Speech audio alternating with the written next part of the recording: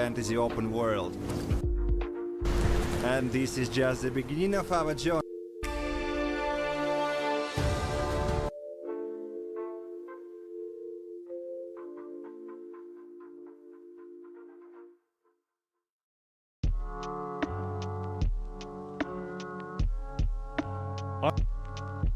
Unreal's newest update, Unreal Engine 5.5, just released, and it is a big deal. The reason why is the brand new lighting system called Megalights.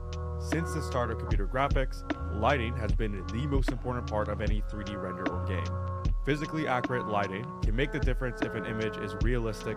Since you see right now are not motion capture and they are not hand animated. Instead, the face animations are generated by AI with a new audio-driven animation feature. All I did was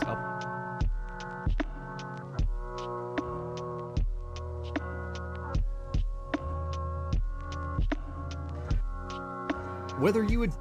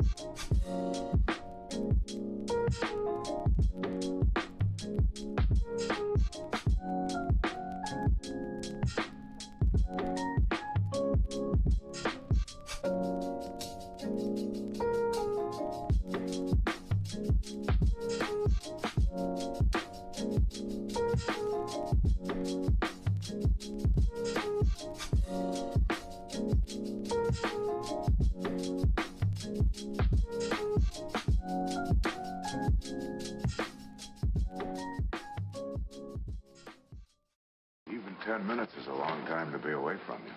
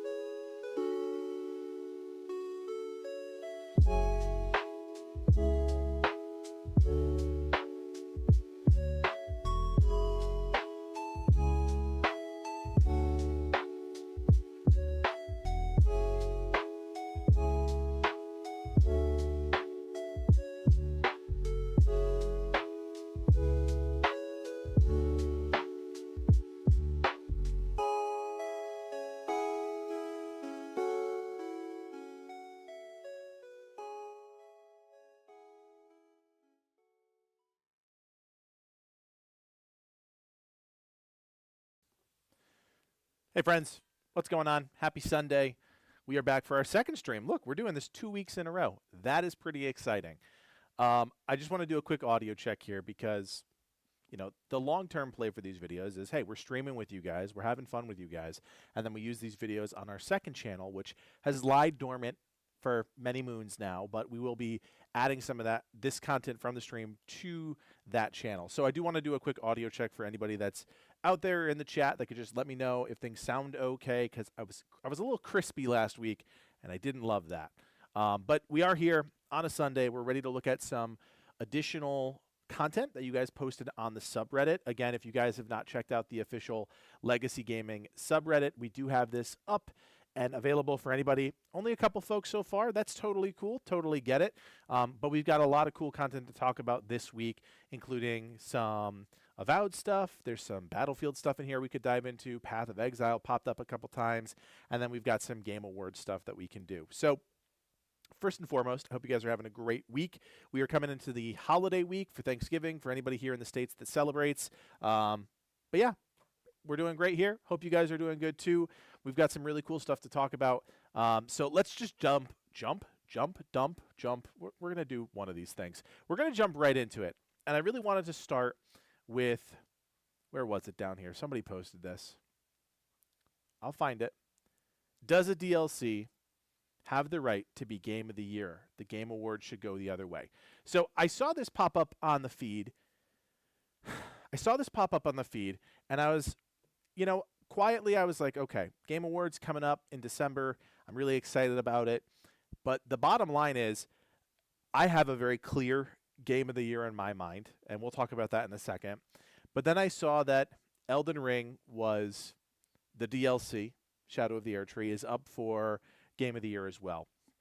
And so when somebody posted this, I was like, well, obviously we have to talk about this because I have some very strong thoughts on this.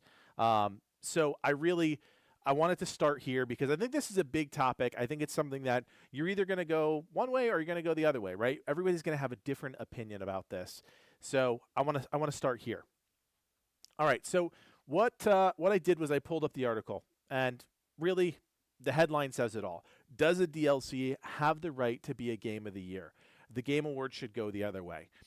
It's no secret that the Game Awards have been a little contentious, I guess is the right word, over the last couple of years, right? Jeff Keighley, who runs the events, does a great job with the production of the event, but the outcome of some of the awards is often a little hit or miss, and then you kind of have a little bit too much celebrity-ness in the Game Awards, so things are a little wonky there. So basically what this article is saying is, this award season for the year's best video game has sparked a new debate. This time it's not about whether a game was included or not, nor whether these awards have any real value. We're faced with a change in the rules that will have a major impact on the awards, with the DLC, Elden Ring Shadow of the Erdtree, being shortlisted for the most anticipated title in the Game Awards. So I have the Game Awards pulled up here, and I wanted to look at the Game of the Year nomination, the pinnacle award, right? You've got some interesting games on here. Astrobot, Balatro, Black Myth Wukong, Elden Ring Shadow of the Erdtree, Final Fantasy VII Rebirth, and Metaphor ReFantazio. Now, I'm gonna be completely straight with you guys. I have not played 4 of those games. I don't know I know what Astrobot is, but I didn't play Astrobot because I'm not a PlayStation guy. Balatro pops up on every single feed that I have all the time, and it looks cool, and maybe I'll play it on my Steam Deck or something, but I have not picked that up yet. Final Fantasy VII Rebirth, again, not a PlayStation guy. Final Fantasy does nothing for me. That's a me thing. You guys can hate me all you want for that, but it's just what it is. And then Metaphor ReFantazio, I couldn't even tell you what that is. So really what it comes down to is Elden Ring Shadow of the Erdtree, which I've played and beat, and Black Myth Wukong, which I've played and beat. And to me, there is no comparison here. Black Myth Wukong is by far the best game on this list, hands down. And that's because it is a complete game, start to finish, everything sussed out, and truly, if you have not played it, an incredible game. This is Game Science's first video game, first ever, and they're in the Game of the Year picture. That's incredible. Now, that's not to take anything away from Elden Ring Shadow of the Erdtree. It is fantastic, but it is expanded content on the base game, which I honestly don't know the Game Awards history that well. I'm sure it won Game of the Year when it was released. Was that 22? I don't remember. It doesn't matter. This is an expansion of that content, right? So it doesn't seem fair that Elden Ring can double dip and win again when a brand new game, brand new concepts, brand new ideas is kind of coming to the front with Black Myth Wukong. That's just my take. I'm not sure how you guys feel about it. Black Myth Wukong, like I said, is an incredible adventure game that takes a lot of notes from Souls and the Souls genre, but it's not a Souls game. It's an action game with a ton of adventure and Souls elements sprinkled in. Just an absolutely incredible game. They could easily fix this, right? By making DLCs or 1.0 releases part of the Game Awards as a new category, right? You could even do remasters. You could do all of those things in different categories. What are they losing by doing that? Okay, they have to make one more trophy. They have to do one more announcement of the content. It doesn't seem like they're losing anything. In fact, I think what they're doing here is actually going to piss off a lot more people. So that's where I stand on the issue. I think Black Myth Wukong is, in my opinion, the clear favorite to win this. I think it's not even close by comparison. But I also understand that Elden Ring Shadow of the Erdtree is good content, but it's not a full game. It can't be Game of the Year when it's not a game. It's expansion of the base game, which already won Game of the Year. So I don't know. I'm a little miffed about this one. We will see. I hope whoever votes, I don't know how the voting goes, whoever is voting for this makes the right decision, because quite honestly, if Black Myth does not win, I will be very upset. All right, let's head back. We're going to keep that one short. I think just quite honestly, I've said all I need to say about that one. I see you guys in the chat here talking through. Schmo and me, we're on the same page, man. Black Myth Wukong, for president, day in, day out. Just an incredible game. It took Schmo, I think, 3 or 4 attempts to actually pick up that game and really get into it. And I kept telling him, I kept saying, dude, you're going to love this game. Play this game. You're going to love this game. You just have to get through that initial, like, Zone 1, Chapter 1 hurdle. And sure enough, he did. and he beat the game, and we are now Black Myth Wukong buddies. So, yeah, DLC Sigma. To your point, DLC needs its own category. I completely agree. Yeah, any content that requires a base game, I get it that the Elden Ring DLC was big, but it requires the base game to play. So, I hear you guys. I'm with you 100%. 100%. All right, I want to check out this one. Schmo posted this to me in Discord the other day. Xbox cloud streaming on non-Xbox devices. I have no idea what this is about, but he seemed incredibly excited about it. So I want to check out this trailer. We can talk about this a little bit. One of the cool things about this stream is that we can dabble in things that we wouldn't otherwise cover on the channel, right? We're not a tech channel. We don't cover new technology coming out. We don't cover things of that nature. So I'm pretty excited to see what Xbox is cooking up. And I'm trying to get smarter with you guys. Just so we're all aware, I did get YouTube Premium. So now there will no longer be ads in the middle of the stream. I did that for you guys. I want you to know that. All right, let's check out this trailer here.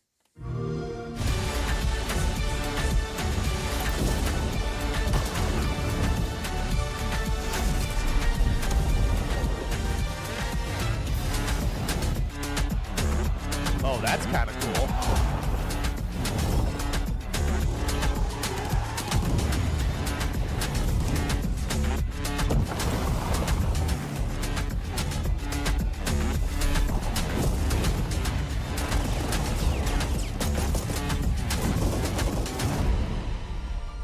Dang, man.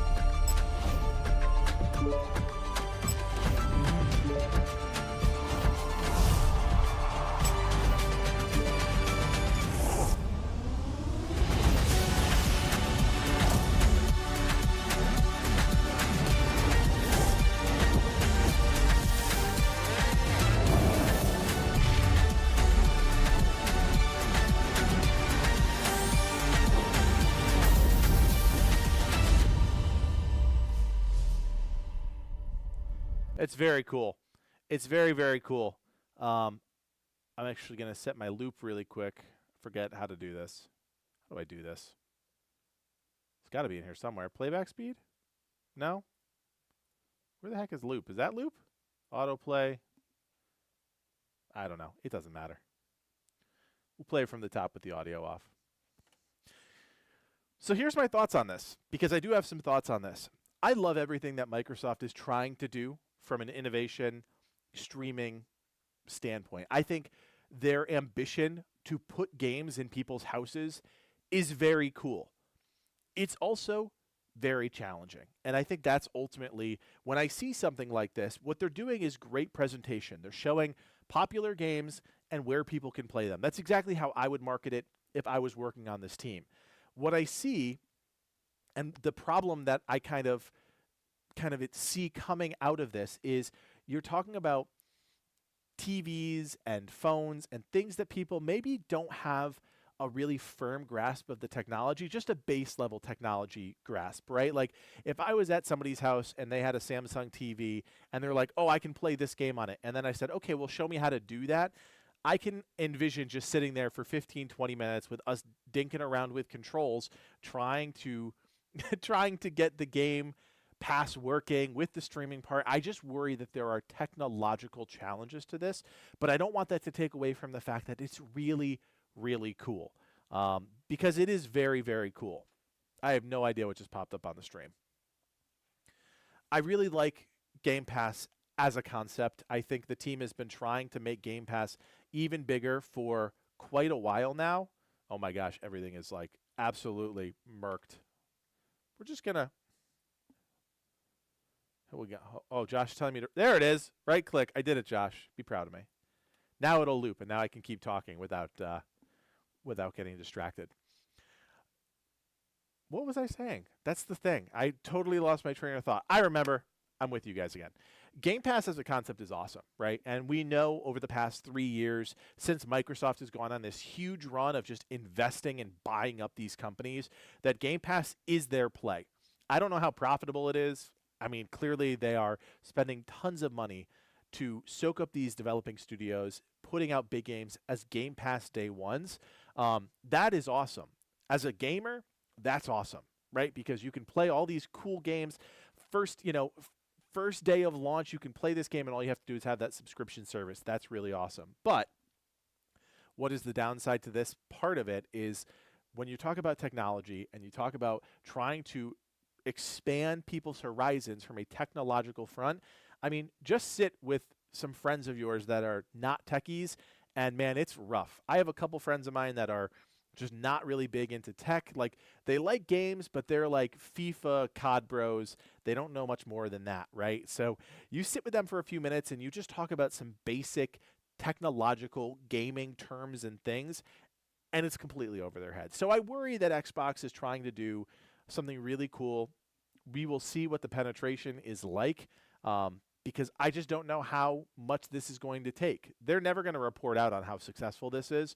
It's great from a groundbreaking innovation standpoint, but in terms of trying to bring games into people's houses on a daily basis, even if they don't have an Xbox or a PC, I think there are challenges. I think it's really cool, but I think there are challenges. Are you guys still talking about what are you guys talking about here? You guys are still talking about, I think, DLCs, right? Fervor, Sigma, Daz, you guys are all still talking about DLCs. Look, I love DLCs. Don't get me wrong. I play a lot of DLCs as we're covering the channel. The truth is, it's not a full game. That's just the truth of it. It's not a full game, and so it shouldn't be included, in my opinion, in the Game of the Year category. Can be included in its own category, could be included in, I mean, I would say it could even be included in some other things like sound design and, I don't know what other things that they have for, like, smaller categories. It could. But I don't know. Not Game of the Year. Game of the Year, I feel, should be a sacred thing. All right, guys. So Sean John posted this YouTube link about a game called Of Ash and Steel. And I'm going to be honest with you guys. Whenever there's a cool title for something, I'm just apt to click on it. Of Ash and Steel, while not like the smoothest title, sounds pretty cool. I like it. And I really wanted to check this trailer out. I have not heard of this game. I have not seen anything about this pop up on my feed. So I'm pretty cool to watch Of Ash and Steel, the first trailer with you guys, the official announcement trailer for the first time. So let's check it out.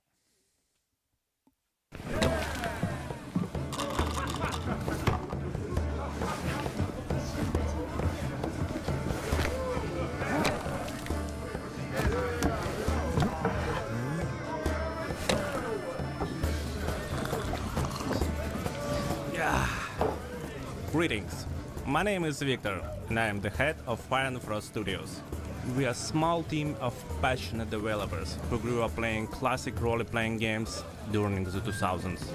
Many of those games and our shared love for fantasy inspired us to create the game of our dreams. Quick pause here. Just have to do it. Huge props to these guys and gals for straight up cosplaying a trailer about their upcoming game in period clothing. Like, that takes a huge amount of stones. They are straight up RPing this trailer for their game. And I thought it was a live action trailer of their game that was maybe going to dive into some gameplay. But for them to be on, like, acting in this trailer for their game in RP is amazing. Which we've been hard at work for the past few years.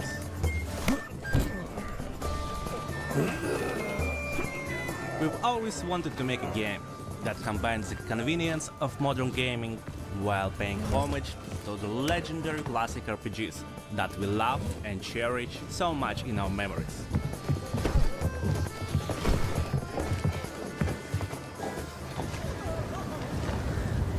Like, this is really well done, too. Of Ash and Steel is an immersive third-person RPG set in a dangerous medieval fantasy open world. It emphasizes rich storytelling, world exploration, combat, and deep character progression.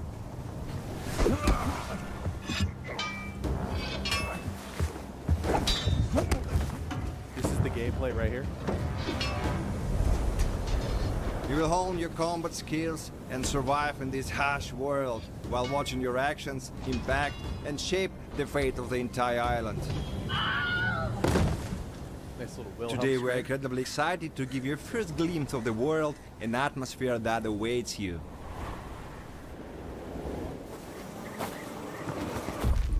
This island is cursed, I tell you. Can't live off the land. And hard work won't save you either.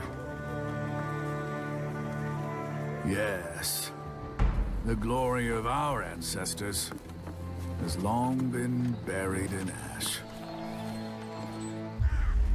The fine folk here keep asking for more. And trust me, their appetites can never be sated. Fear has seeped into the very soil here. The beasts can feel it, baring their teeth in a bloodthirsty snarl.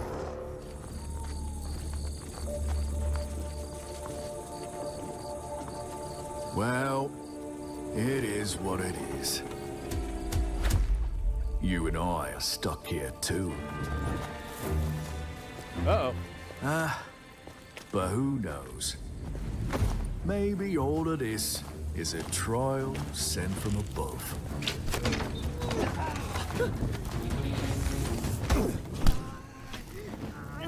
Sometimes I wonder if there are any decent folk left in Greyshard.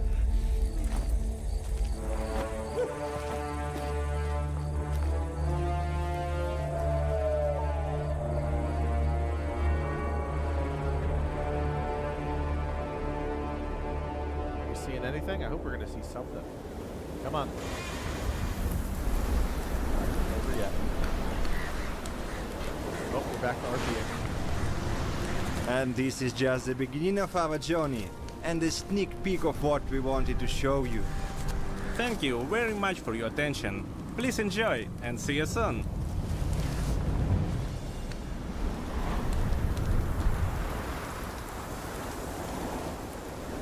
Here we go.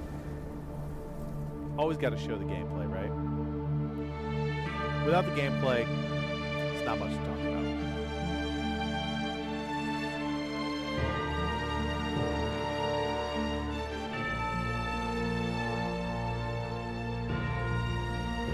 That looks solid. Okay.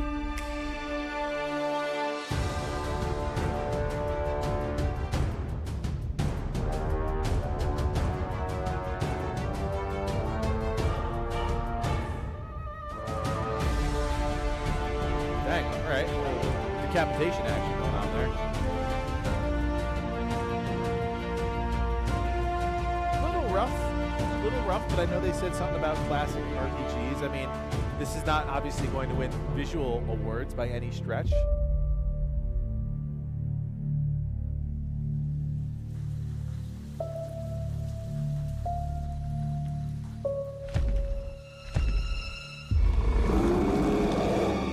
Big old monster. All right.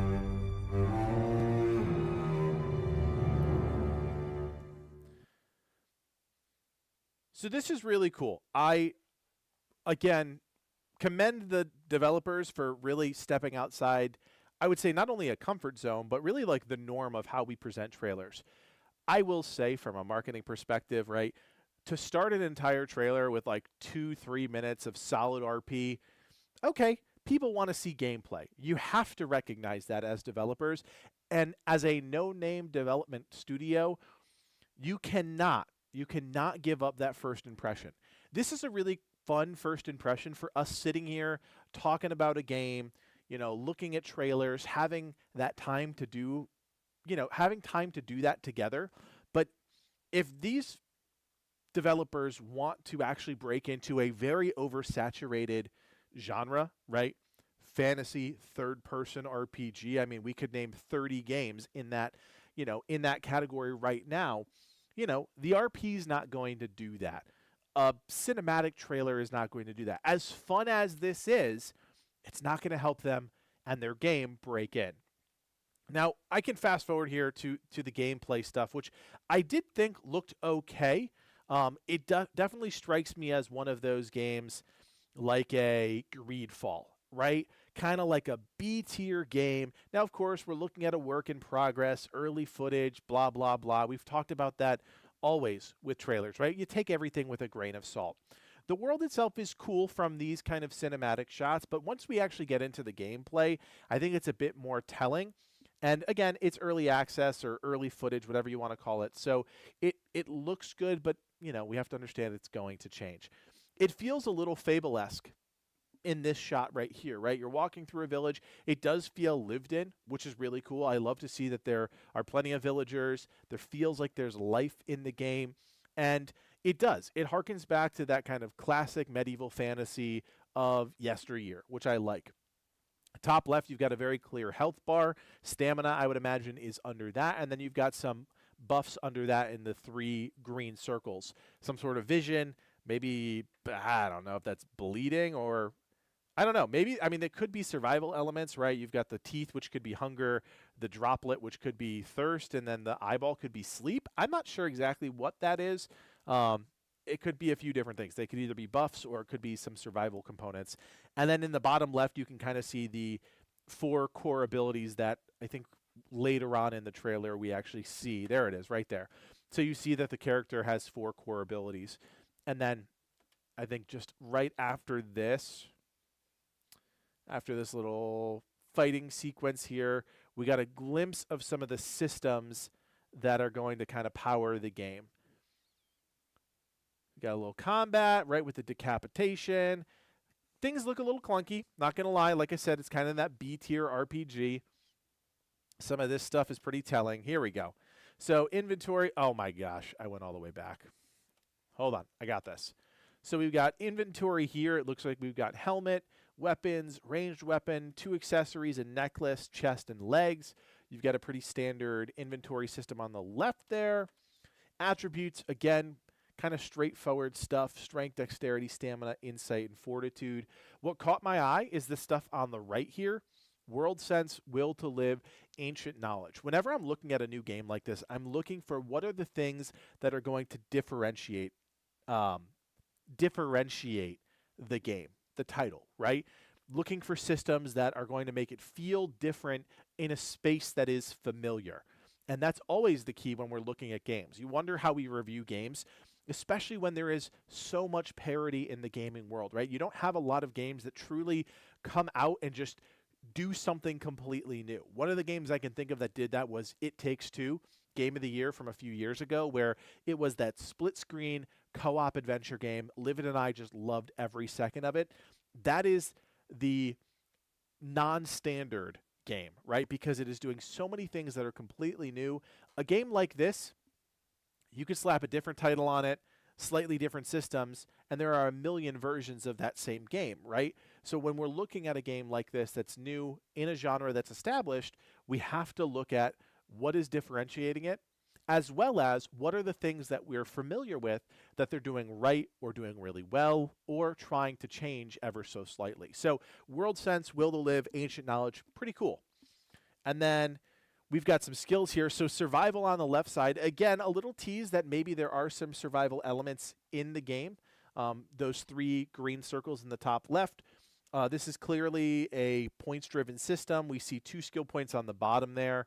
Level 17. So we've got 3 different categories. And then within them, there we go. Within them, you've got just kind of a straightforward tree. You see one branching path in the middle. So not a whole lot of depth here. But hopefully these abilities are really game-changing, right? When we look at a skill tree system, here on the channel, what we're looking for is how much of it, how many of the skills are actually changing the way the game plays. If a skill tree system is just increased crit chance, increased damage, increased defense, it does nothing for us, or virtually nothing for us.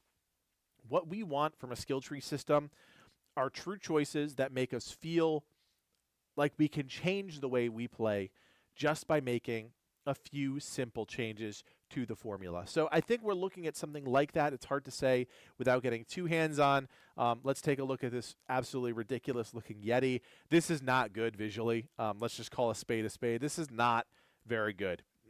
But, I mean, it's interesting. Like, it is old-school RPG, classic RPG, almost like the, I don't even know. I'm thinking like the RuneScape era of games. It's interesting. But there are also these kind of moments here, right? Like, this looks kind of cinematic. This looks interesting. I hope this is tied to some deep story, because looking at this cold, right, having no exposure to this before, the gameplay itself is not going to sell the game unless they're doing a lot of really cool things that are differentiating it from other games in this genre. If it's got a strong sense of story, if it's got some sort of unique aspect that ties it all together, it might do well. When I look at a game like this, I think of another game that's coming out in 2025, Kingdom Come Deliverance 2, that does kind of a similar thing, right? It's a medieval kind of history-based fantasy RPG. I know history-based and fantasy are kind of contradicting, but it is more historically based than most games in this genre, but still a fantasy game in the sense that it's not real. And it does a lot of similar things. It feels like it has similar tones, right? But what is Kingdom Come Deliverance 2 promising that maybe this game isn't at this point? And it's a really enticing narrative that's built off of the first game, of course, and then that directional combat that is iconic to that game series, kind of brutally hard directional combat, specifically for melee weapons. So I think this game could be something. It could also be nothing, and that's just kind of the truth of these B or C tier RPGs that look really cool. They have a good showing on their trailer, but maybe, maybe they don't ever quite ascend. Like, did you guys even know that Greedfall 2 came out? Because it went completely under the radar. There was a lot of attention for the first Greedfall because it was new, it was exciting. Second Greedfall, not a lot of attention. So, of Ash and Steel, just like any game, they have a shot. They have a shot to break in. Will they? It's hard to say. It's hard to say. Thanks for posting that one. I believe that was Sean John on the, Sean John 404 on the subreddit. Again, guys, if you want to help us out, and I just would love for you guys to help us out, you can join us on the subreddit. All you have to do is just apply, and we will greenlight you. The only reason we're keeping it kind of like apply right now is just to make sure that, we can kind of monitor it as we're getting it off the ground here. But yeah, not a bad looking game. I wouldn't say it's a great looking game, but it's not a bad looking game. All right. Checking in with you guys and the chat here. Schmo loves survival games. Schmo does love survival games. You know what Schmo doesn't love? Schmo doesn't love a lot of hyper competitiveness anymore. Makes me so sad. The fire in Schmo is gone. We're going to get it back, though. Eventually we will have a game on this channel that myself and Livid will be so obsessed with that we'll just bring the rest of the team on board. Schmo will get on board. Thick will get on board. Apollo will get on board. Nas will get on board. We will eventually have a game on this channel where all of us are playing this one game. We're going nuts. We all know everything about the game. I think it's going to happen in the next 5 to 10 years. And I say 5 to 10 years because I think the best bet for that is the Riot MMO, the Runeterra League of Legends MMO that we were really hopeful was going to come out sooner rather than later. But yeah. Sigma, to your point, in fairness, Greedfall 2 didn't really come out. It launched into early access and did it way too early. Man, that is the truth of a lot of games nowadays. Especially games that have established a name. It's a really interesting move for a game like Greedfall 2 to go into early access because everybody already knew about Greedfall. Like, Greedfall did some decent numbers, like not crazy numbers, but decent enough numbers that people knew the name. So for them to drop that game into early access is a little strange to me, kind of a misstep. And, I have not played it. So to your point, if like it's not doing well or it didn't do well, they're done. They're cooked. There's no way they're going to get that audience back for a 1.0 release, right? It's just not going to happen. Yeah. Although not the game topics here, but watching the top 25 games of 2025 video, I couldn't wait to see Fable, or I couldn't believe to see Fable. Yeah, man, I love Fable. I grew up on Fable. You know, I was definitely a Lionhead Studios believer, Peter Molyneux, and everything they were trying to do with that game. Fable 2, I enjoyed quite a bit. Fable 3, enjoyed-ish, because I just love everything that Fable kind of stood for.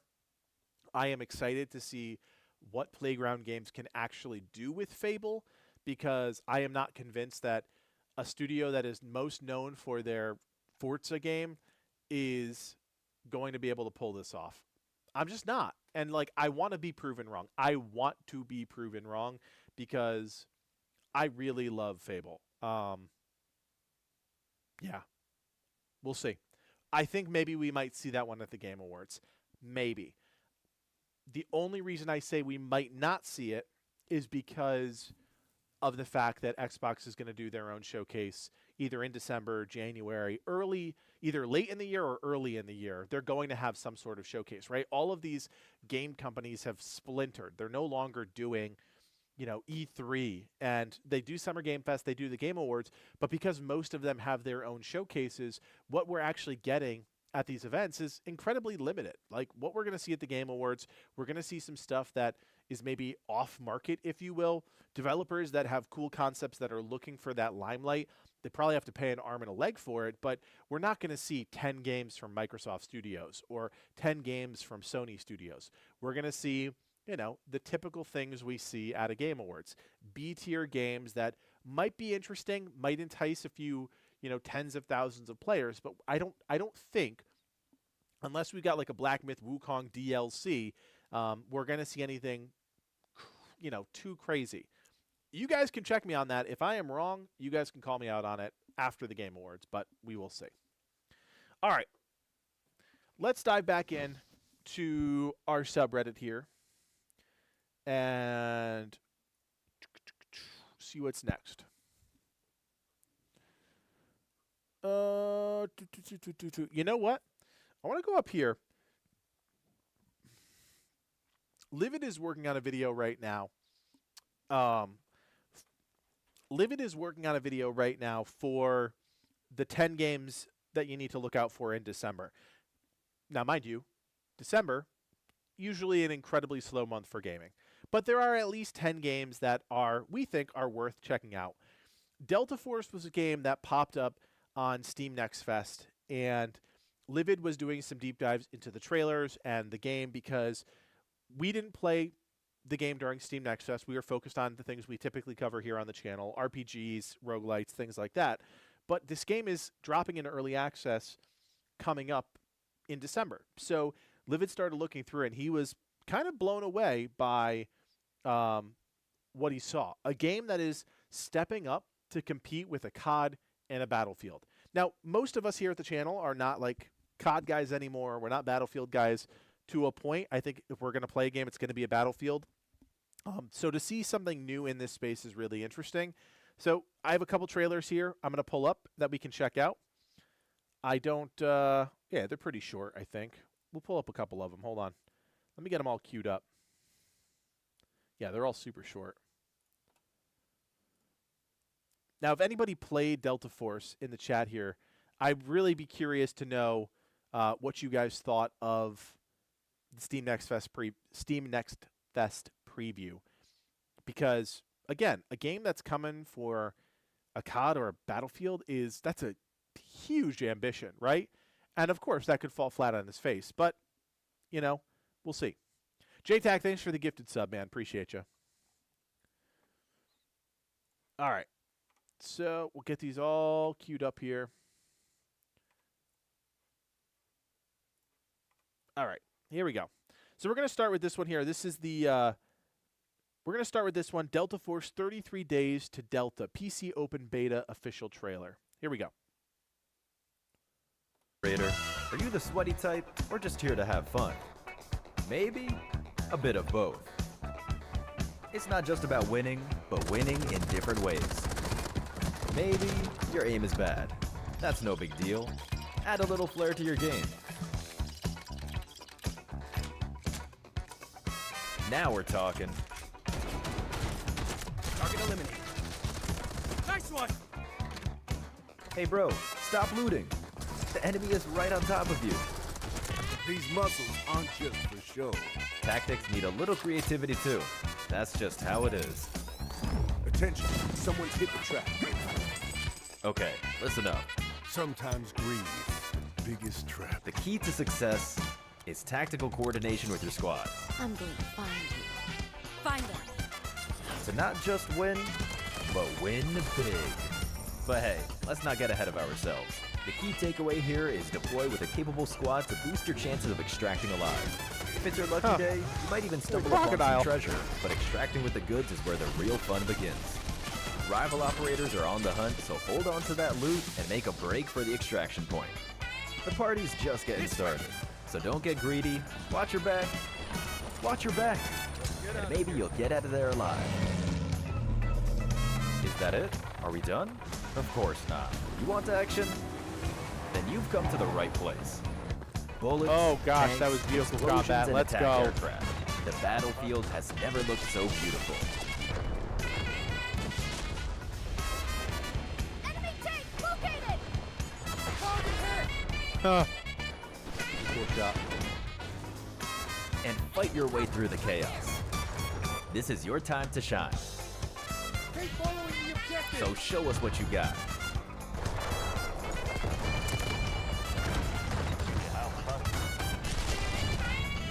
Think this is the end? You gotta be joking. I came, I saw, I conquered. Yeah, fully destructible environments too? Wow.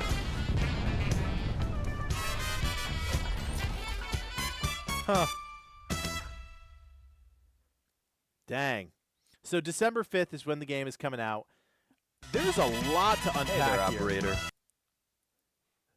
There is a lot to unpack here. I am not a Call of Duty guy. I'm not really a Battlefield guy. I haven't been in that space in a really long time.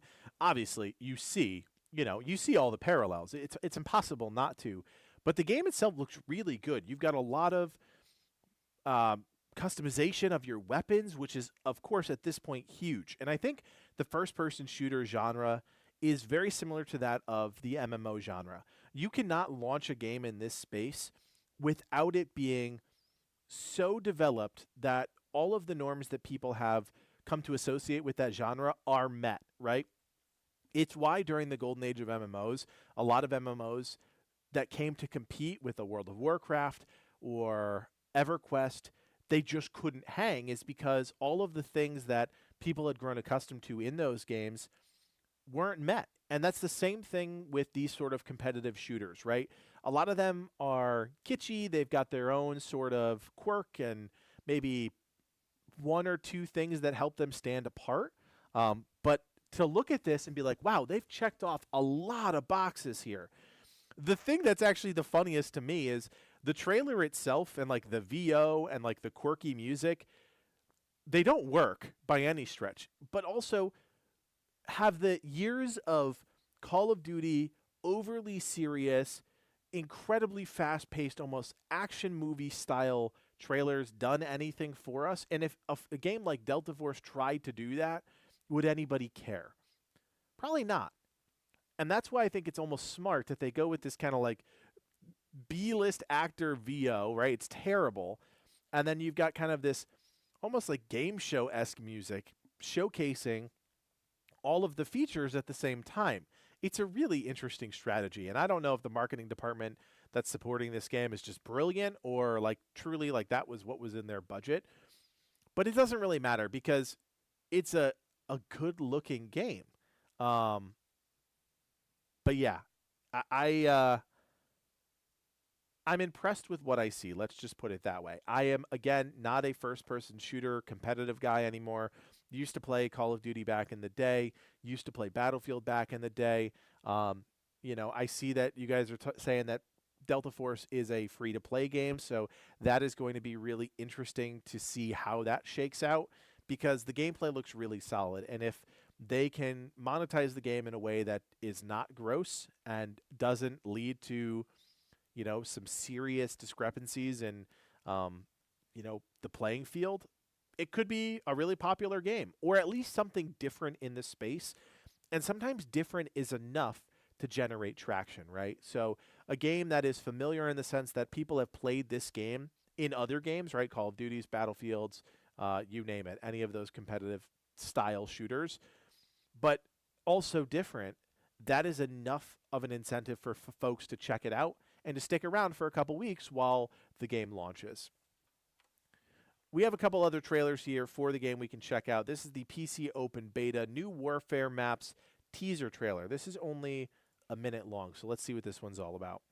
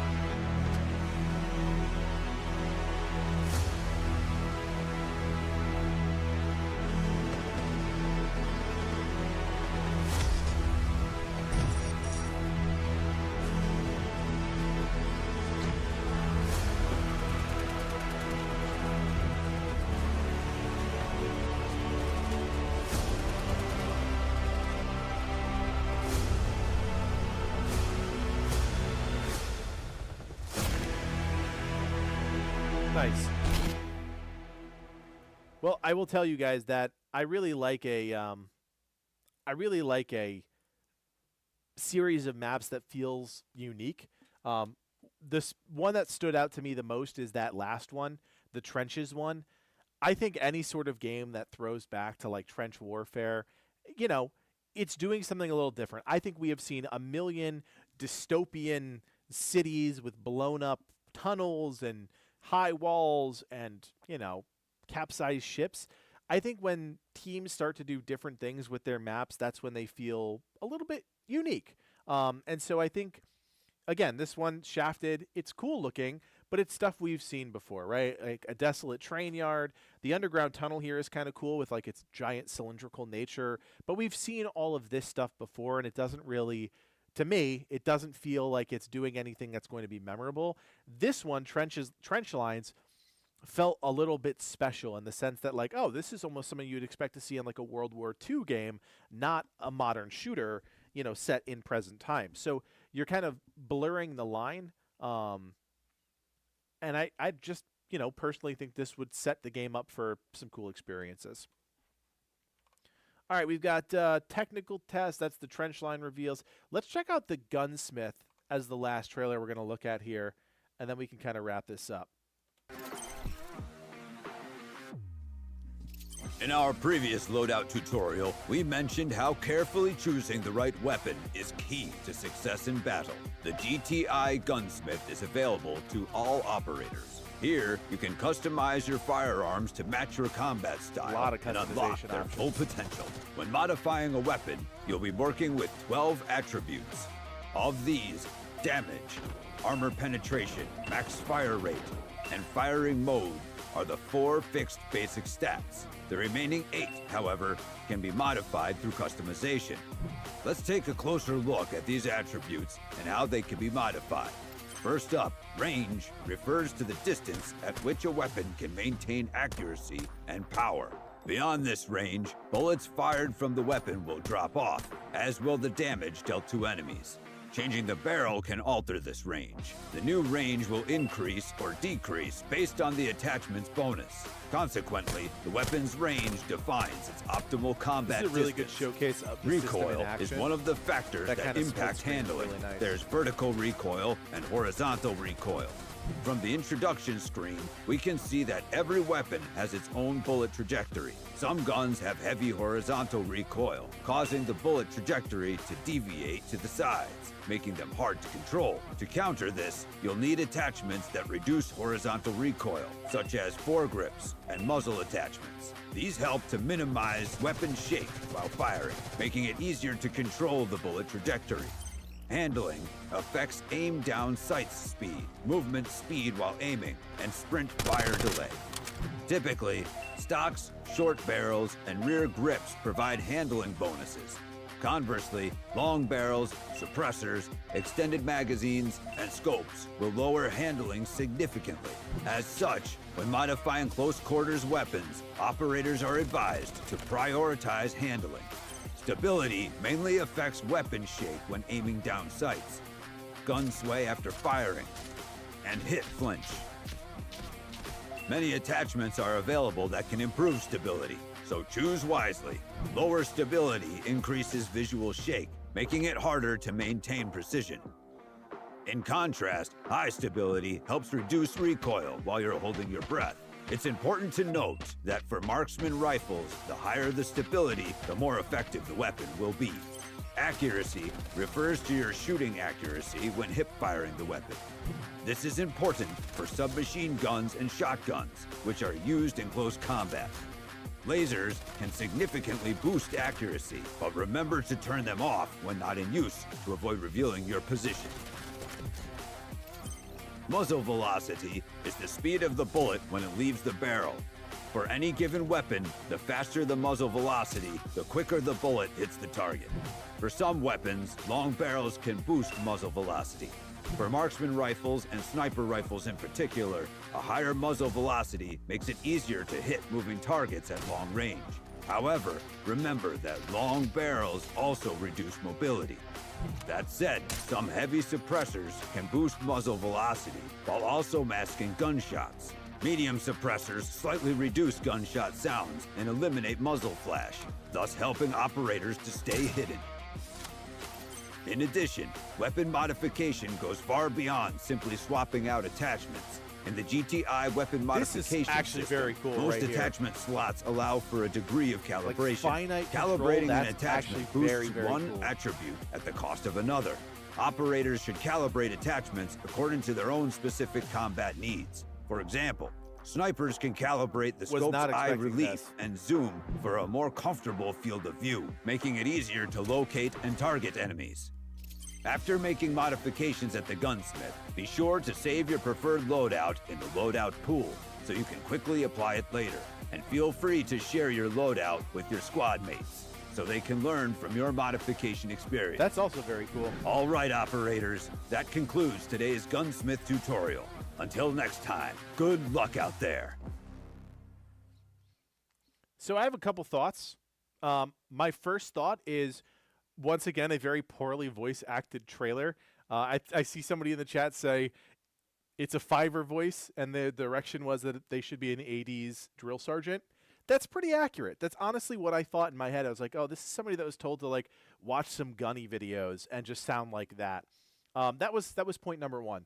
Point number two, there's a lot of customization in this game. If customization is your thing and you like that kind of tweakiness with your guns in games, they're doing a lot of really cool things here. And it's not just that they're doing things that are expected, but some of the more nuanced things, like the finite controls of the attachments that you add, is really unique. I don't know if any other game is doing that, but what that does is it gives players that are so in tune with their own skills and, you know, how they like to play a lot more control. That is going to cause an issue in the sense that like people who are just very good at these types of games are going to be at an advantage even more because they're going to know exactly what they should be tweaking to get the most out of these weapons, right? Min-maxing in these types of games is different than min-maxing in an MMO where all you're picking is like skills and like your gear priority. The other thing that I think I wanted to just say about what they're doing here is this was an incredibly well put together tutorial video on this system in the game. Not only are they showcasing what the gunsmith system is in a very clear and present way, but they're also showing you the implications of the system, right here. They're showing you a split screen of what it looks like before and what it looks like after, which is like, you really have to give them props for that because not a lot of developers who are putting together these kind of marketing trailers do that. They will oftentimes just kind of throw all the flash at you, try and wow you with the visuals or just like really fast cuts. They're not doing this. This is like a straight up YouTube video that, like a guide or tutorial channel, like ours could put on YouTube and people would actually get something out of it. So, hats off to them. Delta Force as a game, I don't know how much we'll be playing it. I think I'll probably dabble in it, especially because they've got some of that vehicle combat, which I just love. But they're doing a lot of really cool things right. The success of the game is going to come down to so many things, one of which is how does the anti-cheat system work in the game? I saw Schmo put that in the chat, and it's a good point, right? I don't know the inner workings of anti-cheat. I'm not going to pretend that I do, but I do know that just like any launch, if you have hiccups in the launch process, whether that be with disconnects or matchmaking or anti-cheat, that could derail the launch success. So the team is going to have to be really hyper fixated on that, really make sure that they clamp down on any issues early and stay vigilant on those things. But the game itself did really well during Steam Next Fest. It was one of the most followed games during that festival, and I think it's going to be really popular early December because there's not a lot happening in early December. So you talk about the ground being ripe for a new game. Yeah, Delta Force could absolutely do that. All right. What else is going on, guys? We'll take a break before we I do just like to drive the cars. Just taking a quick break before we dive into the next thing because it's a lot of talking. I forgot how much talking doing streaming takes, and I'm only doing it once a week, right? Like the whole plan here is to stream once a week on Sunday nights for you guys. As you're kind of winding down your weekend, getting ready for the week ahead.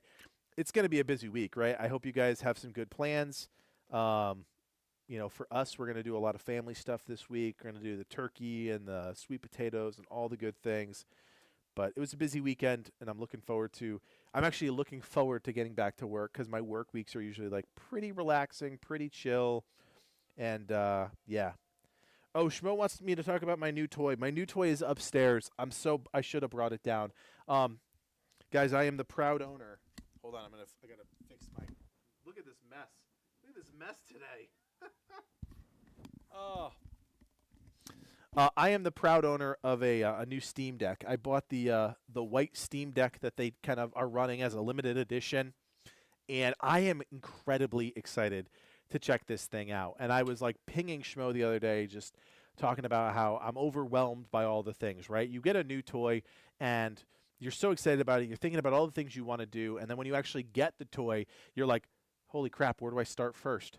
And that absolutely hit me. I got everything all loaded up. I got the Steam Deck all loaded up. And I turned it on. And I was like, I don't know where to start. I don't know what to do.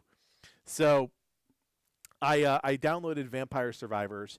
I played 2 or 3 rounds before bed one night. I'm going to play 2 or 3 more rounds tonight. And I'm just super excited to have another platform because all I do is play on PC. That's really all I've done. I don't play any mobile games. I haven't fired up my Switch in, 2 years now. I don't have an Xbox. I don't have a PlayStation. So to have something I can use on the road, upstairs, like on a couch or whatever, I'm just genuinely looking forward to that because, quite honestly, yeah, I have been looking for something else to do just to be able to step away from the computer every once in a while because, I do step away all the time to be a dad and to be a husband. But sometimes gaming gets really stagnant down here just because I'm in this space all the time. So to be able to step away, play the Steam Deck, I am really looking forward to that, truthfully. All right, let's get back to business. Enough belly aching about my woes as a human being. Let's talk about more games. Somebody posted this the other day, and this is a game that has been on my list for quite a while, and I really want to dive into it. I got to find where the actual post was. Maybe it was from last week, and we just didn't get to it. Yeah, it was. This is South of Midnight. I am really obsessed with the idea of this game, and I am so excited that people are finally starting to talk about it, see it. IGN got kind of exclusive access to an early preview session. I think the footage in this trailer is going to be the first like true gameplay we've seen, because their first preview usually shows a lot of gameplay. So I'm pretty excited to check this one out. South of Midnight, if you guys have not seen it, is an adventure game set in the deep south of the U.S. So think Bayou, think Louisiana, think kind of rhythm and blues. That is really where we're going here. All right, let's check it out. Whether you adored 2013 indie darling Contrast or were disappointed by 2016's We Happy Few, it's hard to argue that developer Compulsion Games doesn't swing for the fences and try new things. After spending a day with the team taking a closer look at South of Midnight, it's clear that innovation streak hasn't slowed down one bit, and I went from mild curiosity to full-blown hype for this unique action-adventure game. Though I didn't see anything that blew my socks off in terms of gameplay, it stood out in just about every other way, especially with its striking setting, curious stop-motion animation, and stellar original soundtrack. That all left me eager to see more and play it for myself.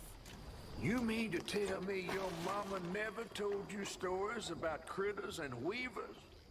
Oh, you're lucky I come along. A quick disclaimer before we get started. I wasn't provided footage of the hands-off demo shown at Compulsion Games' office, and so won't be able to show you all the things I saw. Instead, I'll be relying on existing, publicly available sources, and you'll just need to fill in the blanks. Shaking bones.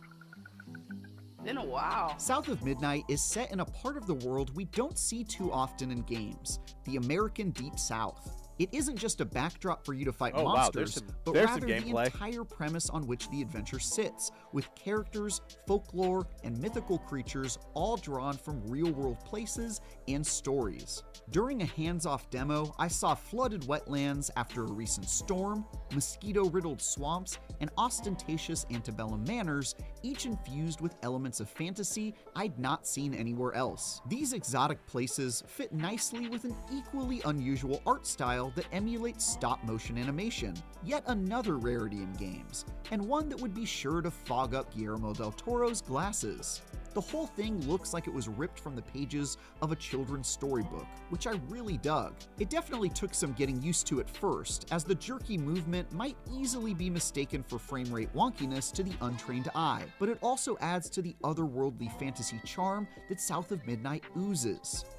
It can sometimes be pretty difficult to understand how exactly a game will feel to play during a hands-off demo, but in the case of South of Midnight, touching a controller wasn't necessary to recognize its best quality: its music.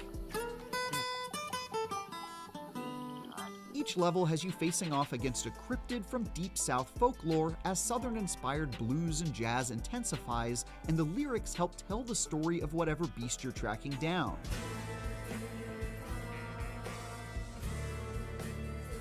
In the case of this demo, it was an enormous alligator called Two-Toed Tom, based on an actual legendary creature. That's Two-Toed Tom. Big gator. At first, the music started slow with a slick bass line and a choir whispering, "Two-Toed Tom."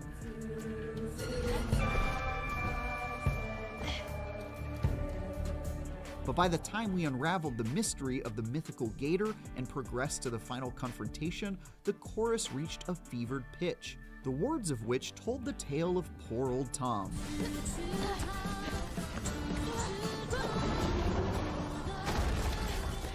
All of these components, the setting, art, and music, set South of Midnight apart in a major way, and made me extremely excited to get my hands on it. The flip side of that is that what I saw of gameplay offered far less originality. Combat looked like a pretty by-the-numbers system of dodging, striking, and finishing moves that are quite well trodden, and exploration relied on double jumping, mid-air dashing, and grappling to distant locations that are pretty standard stuff. The boss fight against Two-Toed Tom, for example, was a very repetitive process of leaping over telegraphed attacks and wailing on the gator when he presented obvious opportunity to do so. Compulsion Games says that while while they expect gameplay to be engaging, it isn't nearly as much of a focus as the story, music, and other elements they've clearly put the lion's share of work into.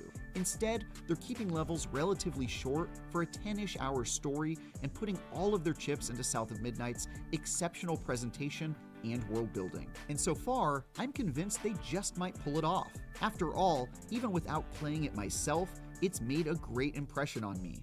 Here's hoping it delivers when we finally get to play it next year. I'll pick you up yonder after to go find your mom. For more, check out our previews of Indiana Jones and the Great Circle and Alien: Rogue Incursion. And for everything else, keep it tuned to IGN. I don't know, guys. For me, this looks like a really stellar game, and this is more about who I am as a gamer more than anything else. I love world building. It is something that is low-key one of my favorite aspects of what developers do to create these spaces that we enjoy daily, weekly, monthly, whatever. The thing about South of Midnight is the presentation sold me from the initial trailer. The Deep South is such an unexplored world space in the gaming universe, right? Like, I can't think of any other games that really truly tap into the exact same thing that South of Midnight is trying to do, right?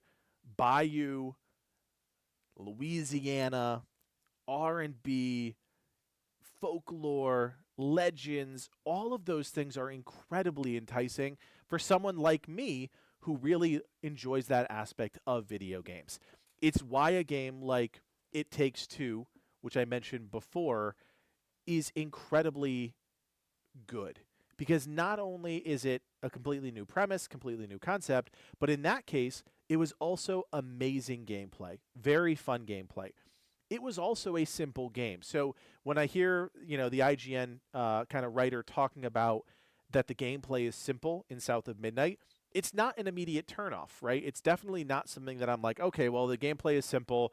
I'm going to smack things a lot and eventually bosses will die. It's not really about that. You can see from the gameplay that it's about exploration to a sense, exploration leading to exposition and narrative, right? It's not like this is going to be some massive open world with tons of items and things to do. This is completely narrative driven. You can see that from the jump, that it's about kind of going from point A to point B to point C to point D to push everything forward. Now, I will say, I see this main character. She does have different outfits on, and I think we saw a few different weapons and whatever, trinkets, whatever she's holding onto. So there are some progression systems here. We're just not seeing them in this exact trailer. I do really also like the art style. This is another thing that, for me, I don't usually give too many hoots about art style and art direction. I think themed games are really cool, but to me, I'm always interested more in the gameplay.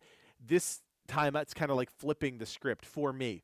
The theme of this game sells me.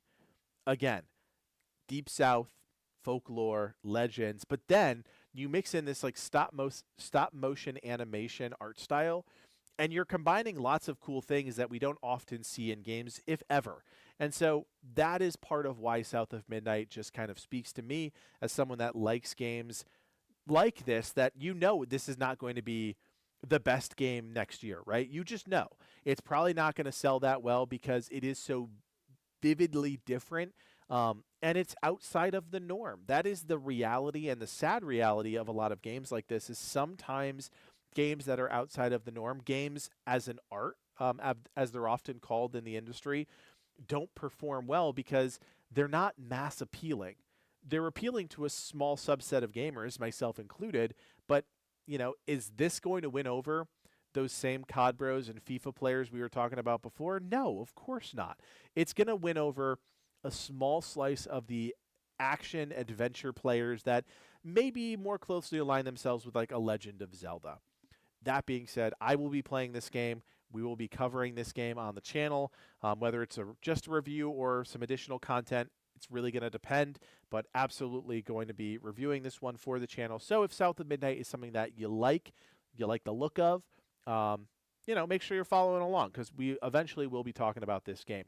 Compulsion Games, for the record, also kind of a B-tier studio that's trying to make their way, trying to break through. We Happy Few was another really interesting concept that didn't actually break through because it was kind of clunky. It was a cool concept, kind of like a stealth sim, but it just never really broke through at the mainstream. So I do really like this game. What they're presenting looks very cool. I hope it plays as well as it looks. We will see. More to come in 2025. All right, so that's South of Midnight. I see you guys in the chat here. You're talking about Path of Exile 2. And it's funny you mentioned that because I messaged Liv the other day. And I said, hey, man, should we think about doing some coverage of Path of Exile? And he was like, well, are you ready to commit your entire life to covering Path of Exile 2? And I'm like, not really. No. Why? And he's like, this is just unlike any other ARPG out there. Now, historically on the channel, we have dabbled in ARPGs, but I definitely wouldn't call us like ARPG fanatics. We have covered a little bit of Diablo. We covered, what the heck was that game? Oh, man, I'm blanking on it right now. There was another ARPG we covered a couple years back, and it was supposed to be like the Diablo killer, but again, you know, Diablo wasn't really that popular at the time. So we have dabbled in ARPGs, but it's definitely not the genre that we would hang our hat on. So Path of Exile 2 for us is like, yeah, it's cool. Let's talk about it. Let's look at it. But in terms of playing it and covering it here on the channel, I just don't know because it's such a huge time commitment, right? Just such a huge time commitment. So I will pull up the trailer. I see Difficult Spare 3935. Sorry, the text is really small. Did post this on the Reddit, so I am going to pull it up. It's only a 2-minute trailer. And you're going to have to forgive me, guys, because quite honestly, I have not seen or read or heard a single thing about this game. And you're talking about somebody who didn't really play Path of Exile 1. So I'm coming into this cold, but that doesn't mean it's necessarily a bad thing. It just means existence. Oh, I don't have a lot of experience with it. So, Wolston, that was the other game. All right, this is the Path of Exile 2 early access gameplay trailer. Let's check it out.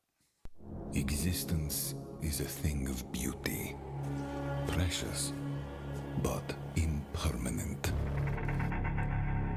Life and death are mortal enemies, and yet bound to one another. It's like Mayan culture stuff. The continuation of life must be protected at all costs. Some have said, this is kind of freaky. My methods are brutal. To this, I say, there can be no salvation without sacrifice. Here we go. Well, we got 2 bow weapons right off the bat. I love that.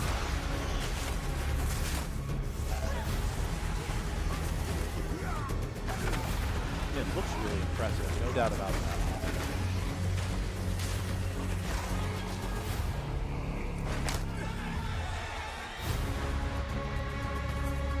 Oh my goodness, look at that skill tree. Holy moly.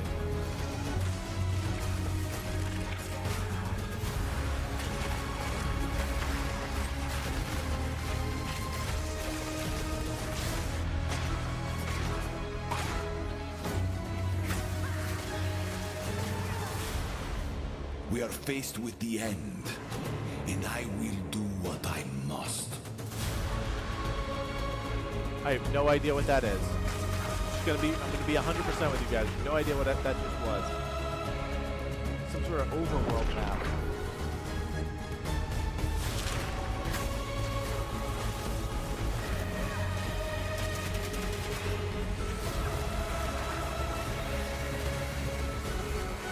Pretty cool boss fights there. Those who obsess with death, let them soon be acquainted with it.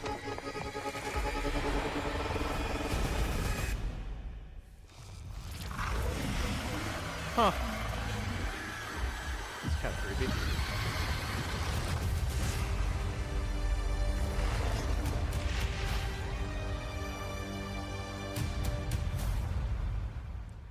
Now, I have to imagine people are losing their minds over this game, right? Like, the folks, you know, I know all the streamers and the content creators that are in the ARPG space that cover these types of games, and I have to imagine they are just over the moon that Path of Exile 2 is dropping, whether that be early access or dropping, you know, their full launch in December.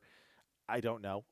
Again, I don't know much about this game, and I'm not going to pretend that I do. So this is just a genuine, honest reaction for somebody that is in the gaming space, that covers a lot of games, plays a lot of games, but doesn't know a lot about Path of Exile.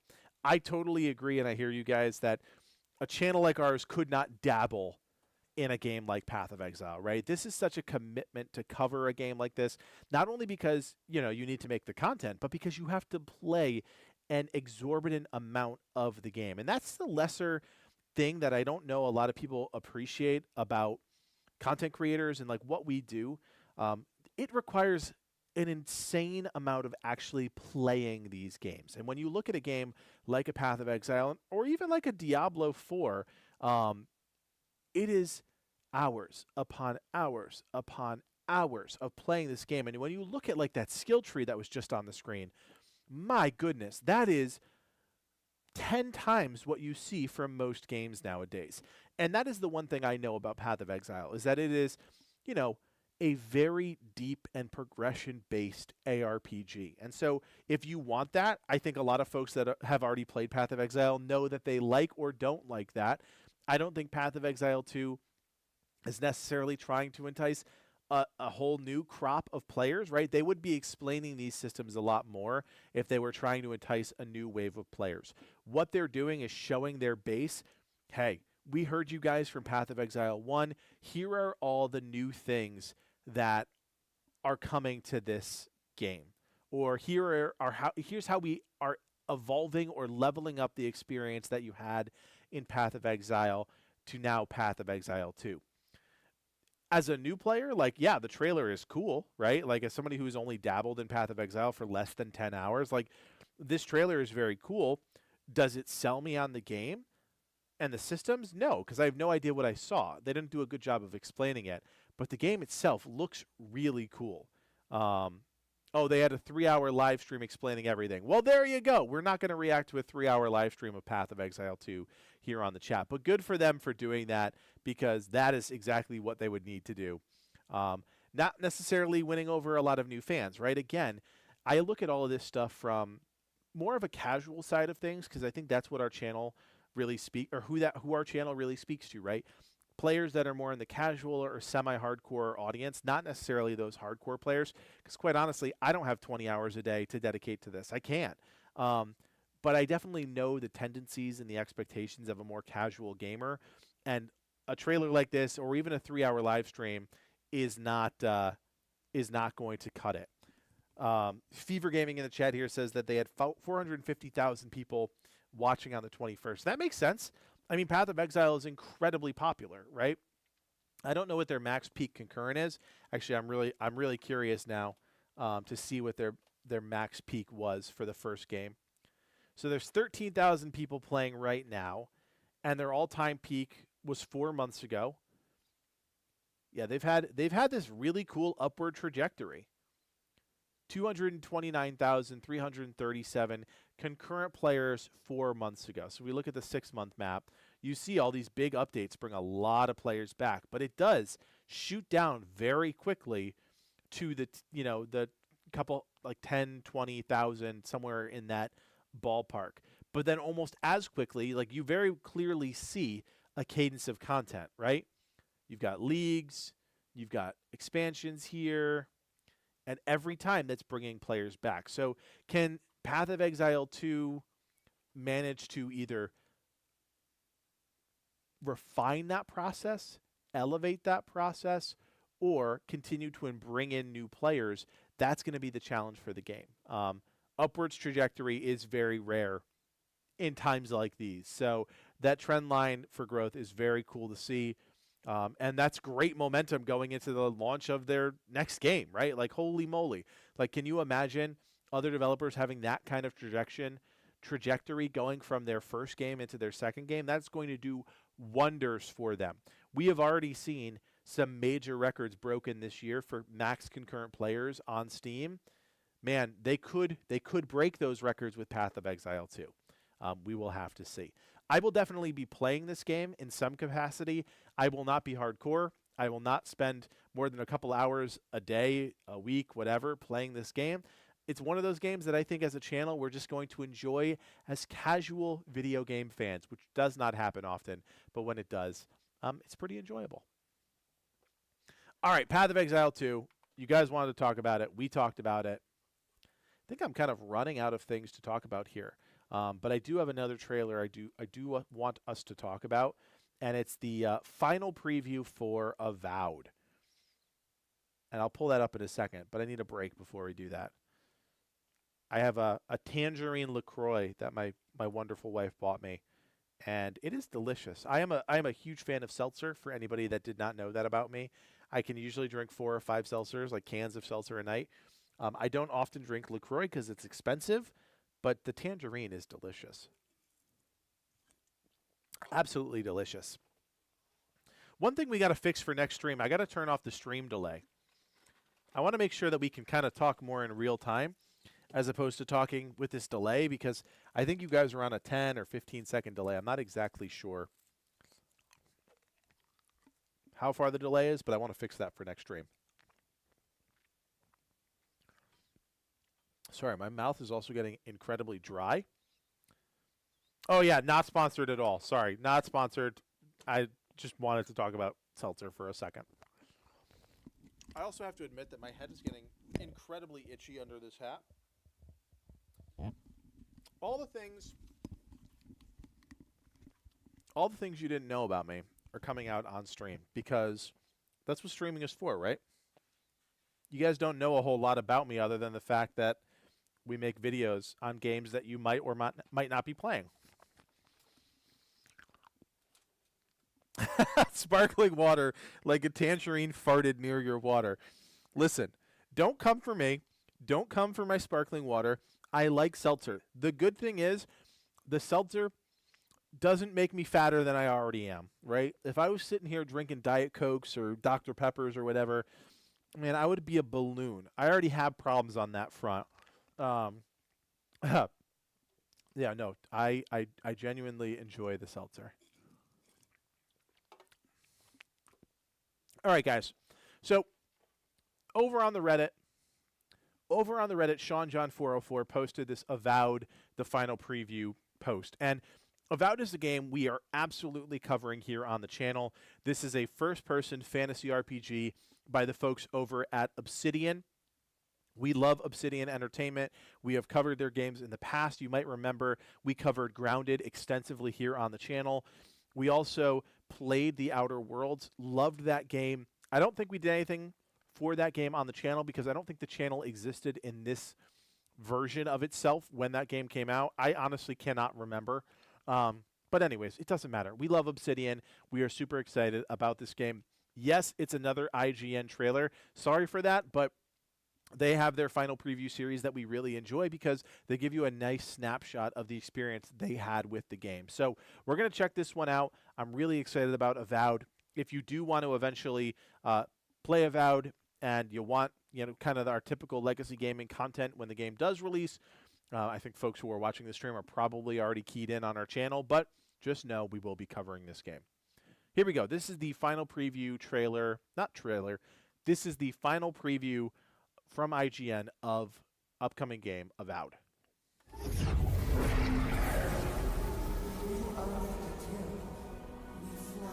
Even after the positive preview for Avowed this summer, I found myself wondering if it was a fluke.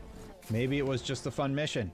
Maybe Obsidian won't be able to keep my interest as more quests are discovered. Maybe it was just a nice day. Nope! Avowed is just a lot of fun. That's a good thing to hear right off the bat. Coming fresh off of trying out Dragon Age the Veilguard, I was so happy when I discovered just how evil I could be to people I met along the way right from the start of Avowed. Something Veilguard just didn't fulfill. I'm ready. do it.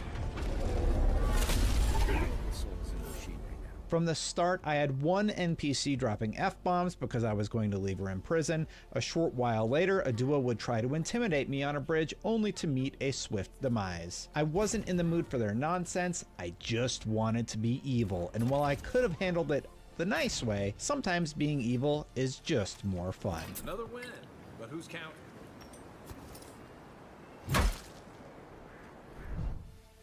It's not just the fact that you have more nuance with every conversation, it's empowering to craft the kind of hero or villain you want to be. Sure, Obsidian has a story to tell, but I feel more in control when deciding how these scenarios play out. The character customization options will allow you to craft the face of the character you'll build, and while you don't see it all that often, you can make someone perfectly lovely, or someone that looks like they came straight out of that creepy claymation episode of Adventures of Mark Twain. Try to survive. Same thing I do every day. Even the vendors have unique banter. I had the chance to meet the ex-husband of another nearby vendor, and the two would talk badly about each other because of their failed marriage. Another vendor had a past relationship with my companion Kai and warned him not to cross her again. These little beats do a lot to make the world feel like it has a history, and you'll uncover more of that as you adventure. I love these dangling threads that are teased throughout the playthrough. Hopefully, I get to tug on some of them and see how deep each story goes. Kai, I told you not to show your face around here again. On the combat front, I also immediately noticed improvements, especially in the sound department. Obsidian clearly spent a lot of time working on the audio and combat flow, and it's immediately noticeable. The sound spikes are so satisfying to hear when you've stunned an opponent and can execute a flurry of blows or bullets, or when using stealth and you're able to execute your prey with an ethereal blade. And one addition we got to see for the first time was the ability to use third-person or first-person combat. Both feel great, and while I personally opted for the first-person perspective most of the time, third-person is looking and feeling good too. The only slight gripe I have is that the movement can have a bit of that floaty Obsidian style to it in third-person, but that doesn't affect combat all that much. Watch out! And while I'm discussing minor complaints, knowing full well that Obsidian still has months of polish time left, I did feel that your companion Kai was a bit too handholdy with his tips at times. There were a few moments when I was simply scavenging for loot and found him whispering tips about a puzzle in my ear. I think there's something on the upper floor. We might be able to reach it from outside. I know Obsidian is trying to help out new players, but it takes away from that feeling of accomplishment you get when solving the mystery for yourself. Kai, I know how to solve the puzzle, okay? Like, give me a second. You got everything you need to fix up your armor. Let's head to camp.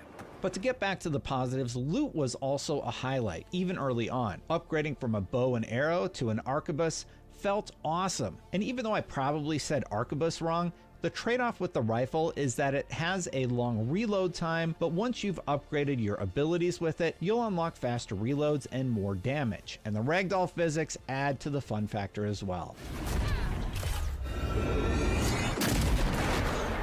Yet again though, my time with Avowed felt all too short. And make no mistake, there was plenty to explore in this small area. I found a spider cave where I took on a spider boss. I found the entire hour-long demo that we had the first time we played Avowed, and a plethora of small stories within the world, like this one guy who happened to be missing a ring and trying to find it. And I left wishing that Obsidian had given us more time to play, but that's a good sign. And so far, everything seems to be coming together in what I can best describe as a really fun RPG. But more importantly, it feels like an RPG where I'm in control of my own destiny, and while the decisions I'm making will have consequences, I love knowing that I get to be the one directing the orchestra, so to speak. With that face. We'd be most appreciative, of course. In both of my hands-on sessions with Avowed, I've only been able to see the Dawnshore section of the map and not much more. I do hope there's plenty of content here, but I'd really like to see more given how close the February release date is now. When I asked Obsidian about this, they promised several biomes would be explorable, and that will no doubt add a lot to the visual diversity of the world. I just wish we could get a peek at it beyond the footage from the very first gameplay reveal from many months ago.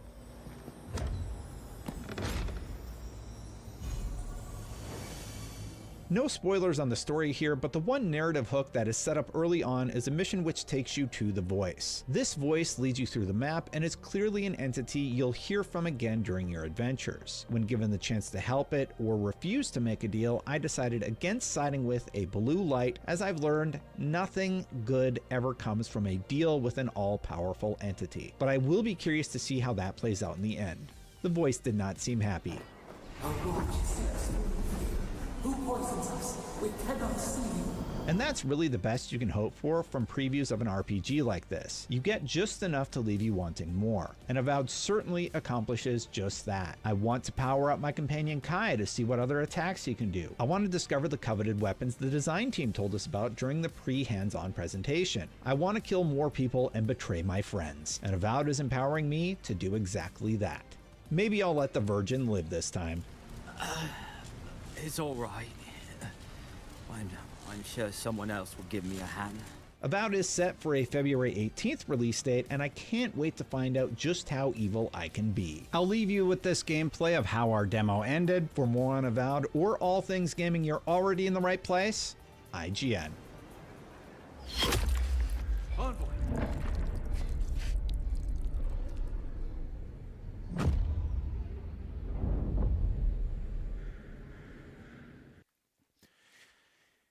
If there's one thing I love about Obsidian, it's just how good they are at pulling all of the threads together to create 9 times out of 10 a really awesome game.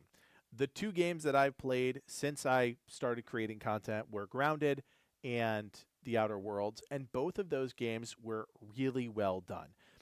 They are a studio that just understands that you have to be great in all of the different categories to be considered one of the better games of the year, right? So your world building, your storytelling, your gameplay, all of those things have to be great, and you can't sacrifice one for the sake of another. And I think Avowed has had a really interesting development from an external facing audience, right? Like, obviously I'm not on the Obsidian team. I don't know what goes on behind their walls, but the game started off as this like very dark high fantasy trailer that we saw back in like 2018. It was very different than where this game currently is at. And then I don't know if you guys remember, but one of the trailers that was released in the last year or two, the visuals of the game completely changed.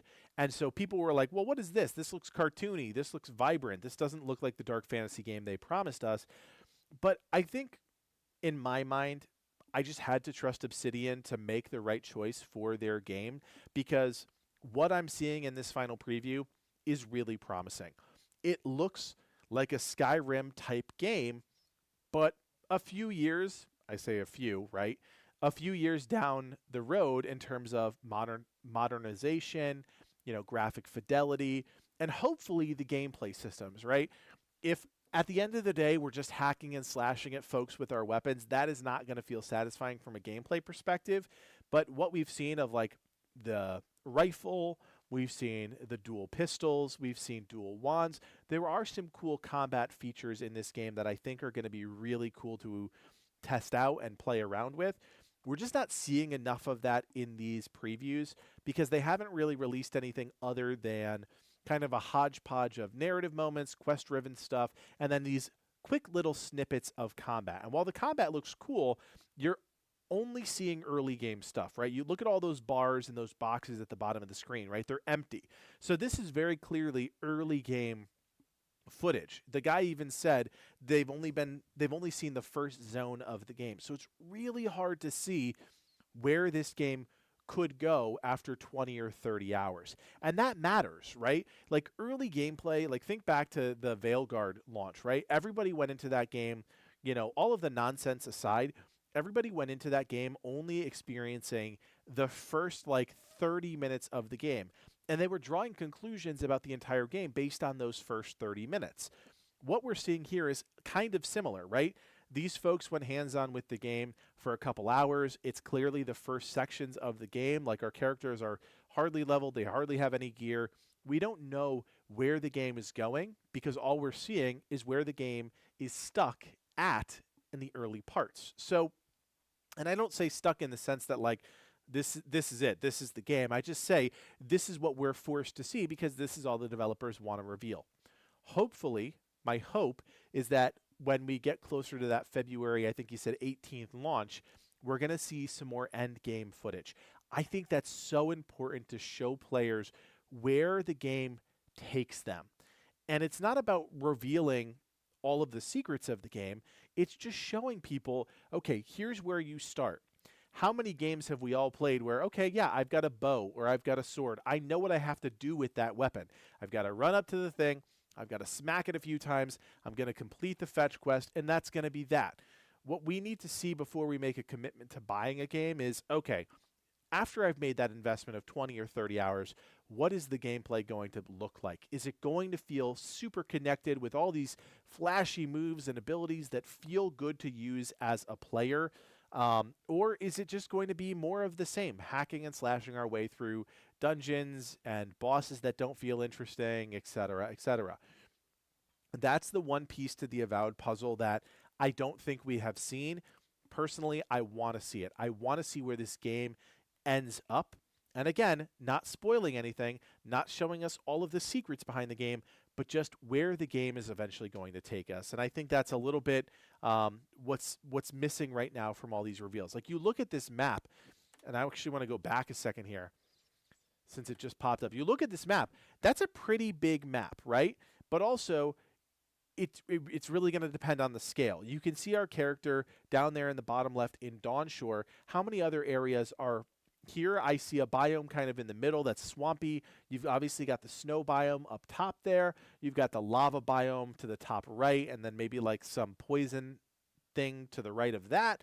Like, you very clearly have distinct biomes in this game, and hopefully that leads to lots of variability in the world, in the gameplay, and the creatures, and the enemies, but also in the progression, right? That all of those things are allowing us to progress our character to a place where they're eventually going to feel completely decked out, not necessarily overpowered, but completely decked out. And I really, really want to see what that is going to look like when all is said and done before I commit to the game. I don't know if we're going to. Maybe Obsidian doesn't want to do that. Maybe they want players to really experience it from themselves, take a chance and pick up the game. I just think it's hard to do that, especially in February. February 2025 is actually stacked, and I don't know why this happens every freaking year. But February 2025 is going to be one of the most insane months of gaming next year. You've got Avowed, you've got Assassin's Creed, you've got Monster Hunter, you've got Kingdom Come Deliverance 2. Like, it is just an insane month of gaming that, like, these developers, they know they're working against each other, right? Like, they know that that's happening by doing this. I don't know why they picked February. Somebody that's got a book somewhere that's telling them, February is the best month to sell games. Somebody is telling these folks something, and it is going to be to the advantage of some games and the detriment of others. And I do fear that Avowed could be the one that falls by the wayside, right? It's going to be between, are you going to play Avowed or Kingdom Come Deliverance 2? You're also going to see a huge chunk of folks play Assassin's Creed or Monster Hunter and not pick up Avowed because Avowed is the unknown quantity. And that is something you have to keep in mind. Kingdom Come Deliverance 2 is built off of the first game. Assassin's Creed is a known entity, and whether or not you like the game or the drama surrounding it, it's set in Japan. That is a destination that people have been waiting for decades. Then you've got Monster Hunter, which is going to be another entry into the mainline series, a known entity. So what is the odd game out? It's Avowed. And Obsidian Entertainment, I just don't know if the name alone, the developer name alone, is going to be able to pull them through. I hope so, because again, I love Obsidian. Livid loves Obsidian. We hope this game does really well. It's looking really cool. It's going to be tough in the month of February to compete. But either way, like I said, we will be checking out this game, no doubt about it. So if it's shaping up to be a game that you like to see or you're going to play come February, then make sure you follow along because we are absolutely going to be covering it. All right, my friends, I think we got time for like one more thing. We're getting close to 11 o'clock, and again, I want to remind you all, I'll pull it up here on the stream. I want to remind you guys, again, subreddit.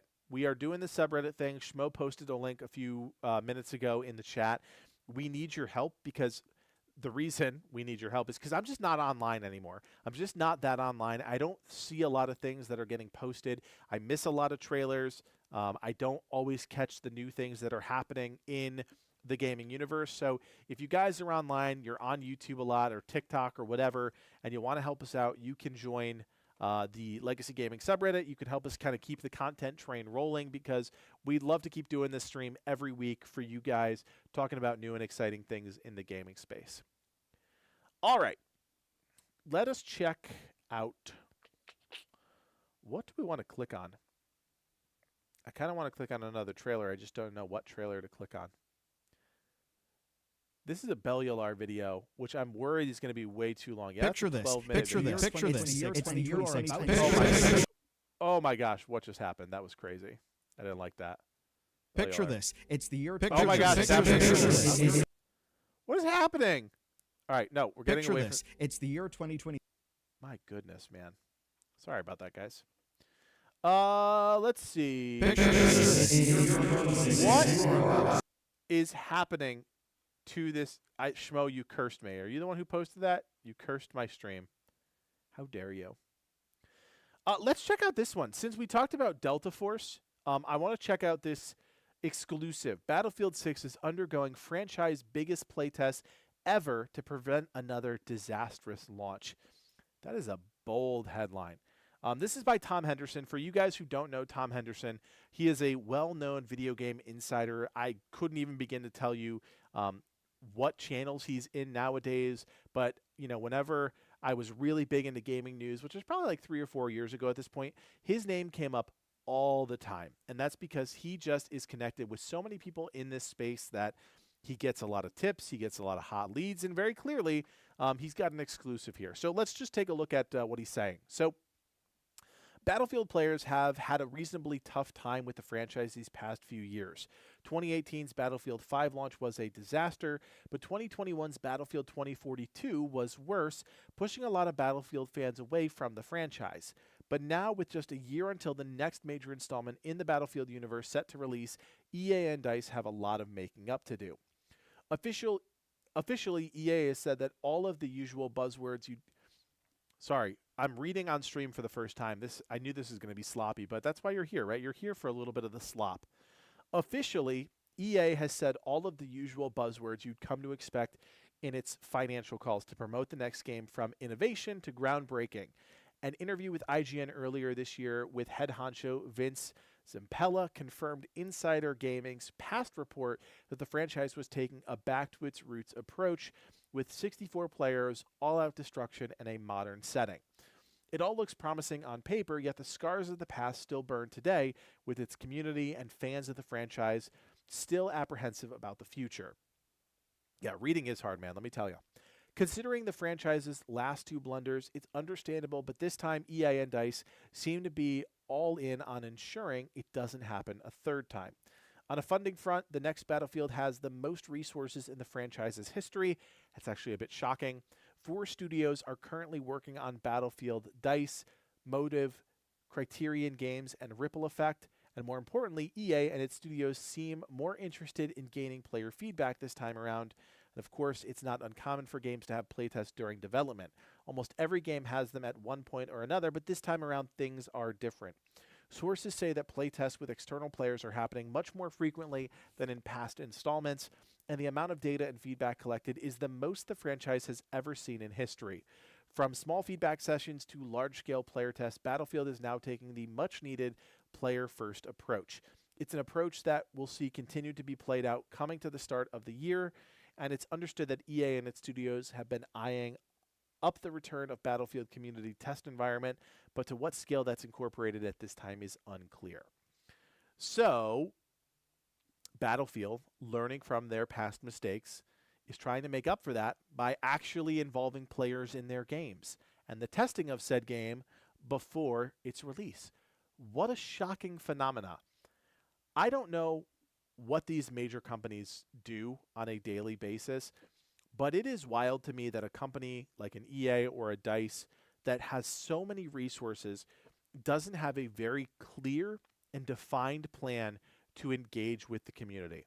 This is something that has perplexed me about the gaming universe for such a long time. We have been in Discords with developers that are super keyed into their audience and know exactly how to communicate with them and connect with them. Now, I get it. Battlefield, Call of Duty, FIFA's, the big games that attract tens, if not hundreds of thousands of players on a daily basis, have a lot of inputs, right? If you open up the floodgates to all of those players, you're going to get all of that feedback. And for the most part, developers probably don't want that. If you have ever taken a survey for a company, you know that, most people, when they submit feedback, it's like, the game is great, I love it. Or like, this stinks, change it all. Go back to where you started. Like, the feedback is not actually valuable. So you need to come up with an actual plan to engage with the community. And like I said, Livid and I have been in a few Discords with developers that are really good at this.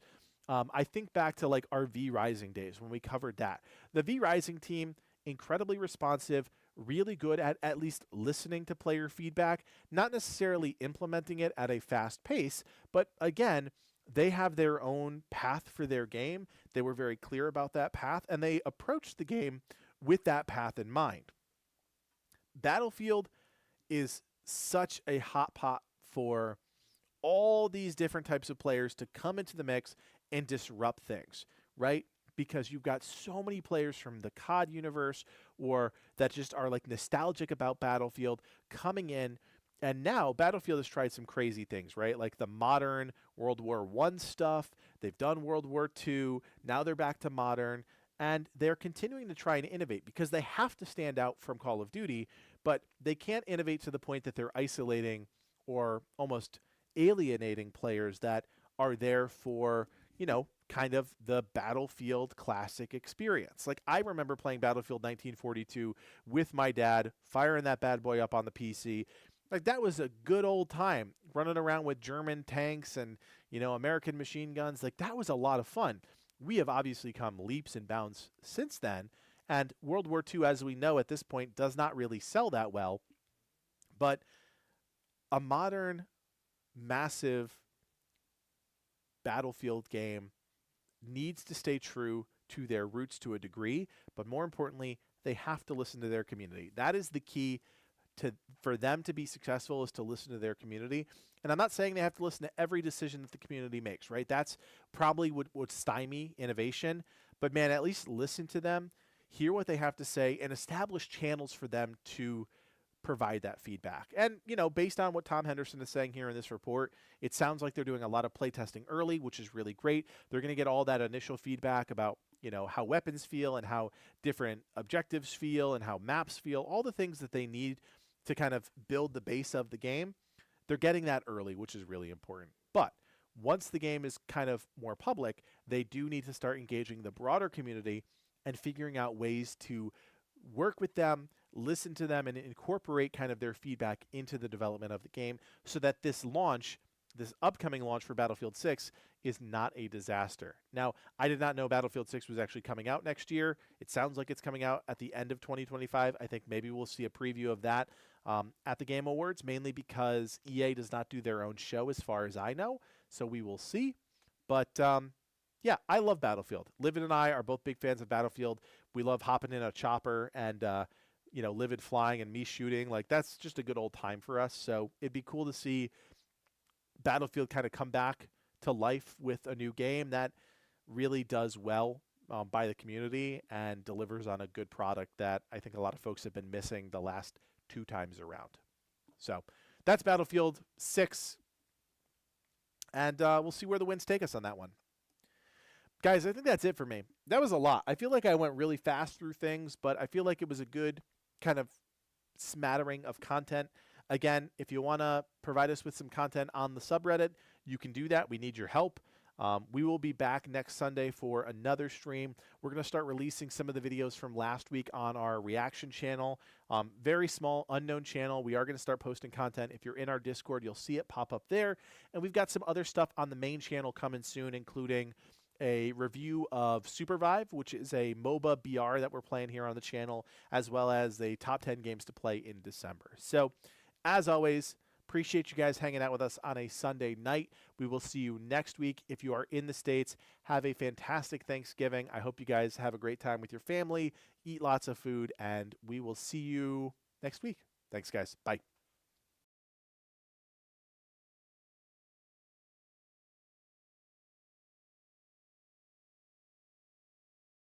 But I'm telling you, first I had to give him all the money I had on me, and it wasn't exactly mine.